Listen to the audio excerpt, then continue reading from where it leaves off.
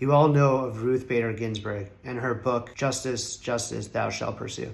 This comes from this Torah portion of shoftim, which means judges. And we read, justice, justice, you shall pursue. And it continues, that you may live and possess the land the Lord your God is giving you.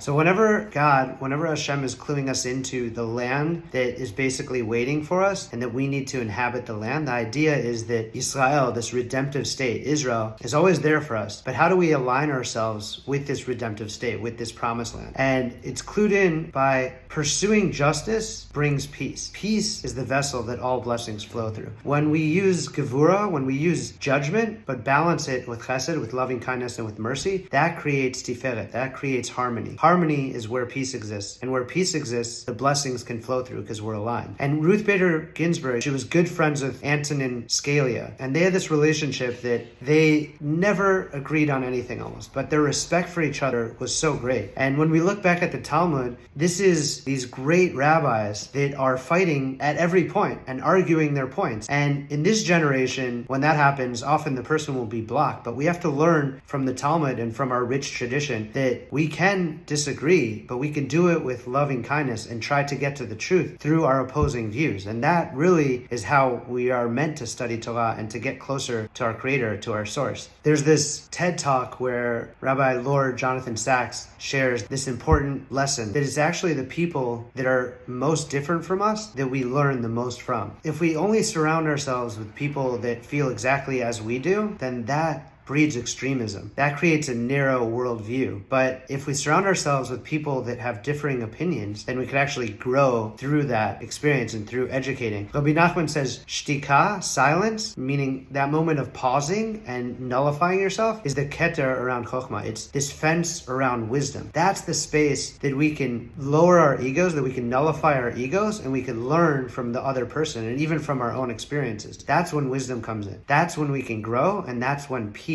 manifests itself and we can align with our Creator. This chapter is called And Justice for All, which is a wink to my friend Fabian and to the band Metallica. You can dive way deeper because I go into all these concepts in this fifth book, Emanations of Illumination. Shabbat Shalom. Love you all.